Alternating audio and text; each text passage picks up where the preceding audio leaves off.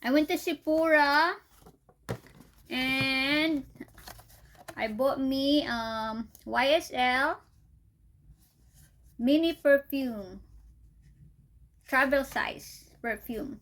Malapit na maubos, hapit na mahurot ang akong YSL what do you call this? Liber. Yan o, konti na lang natira and I really like the scent of it. It's very long lasting. So, bibili sana ako ng malaki na ganitong size, kaya lang I'm gonna budget since I'm not working. Kaya, bumili na lang ako ng travel size. And this is only cost me $35.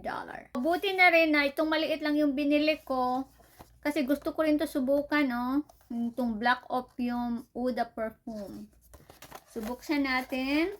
I mean, the size is... I don't know, it didn't say. Oh, here it is. The Libre one. It just said Libre. So, this one is 20.25 fluid ounce and the other one is also the same, 0.25 fluid ounce. So, if it's $35, so it's for the individual, it's like $17.50. And Yves Saint Laurent. Did I pronounce that one right? Yves Saint Laurent. I'm not good at pronunciation. My English is not good. My husband married me. I only got yes or no. When I came here to the US, yes or no lang yung alam ko. So,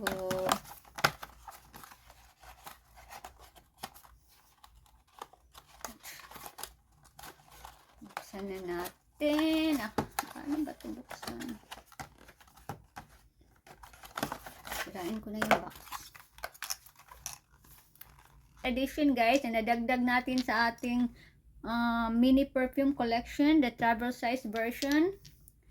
I'm planning to, I'm planning to take like 10 tiny perfume from here because we're gonna me and my husband, we're gonna travel, go somewhere for like 10 to 15 days.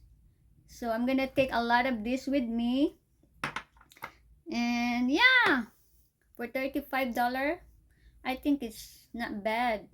I think this is a good size. Yeah. Let's see. This one is already tested because as I said, I had a bigger size right here. So I know that this smells so good and very long lasting. Kaya ito isa to sa wish list ko or sa pre-purchase list ko na malaking size na bibilhin ko someday. Hindi pa naman siya ubos, meron pa naman oh. But even if I'm gonna empty it, I'm gonna keep the bottle kasi ang ganda ng buti, 'di ba? For decoration. So, yeah, I have a small version. I'm definitely taking it with me when we go travel later on. Itong Black Opium naman, subukan natin. Let's give it a try. Put it in our wrist. Let's see if it's long lasting. It smells good. It smells good. But tingnan natin kung long lasting siya. If it's not long lasting, I'm definitely not gonna repurchase this. Honestly, I'm not a fan of the bottle. It's black and I don't like the kind of like silvery rough packaging.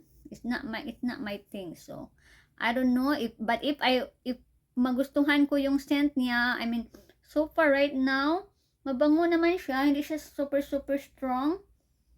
Doesn't give me a headache so far. And tingnan na lang natin kung gaano katagal ang ang power intensity ng ng scent niya. Tingnan natin kung gaano katagal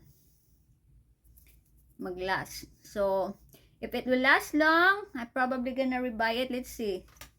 So, yan guys. Yan ang aking Sephora haul na latest perfume na nabili ko.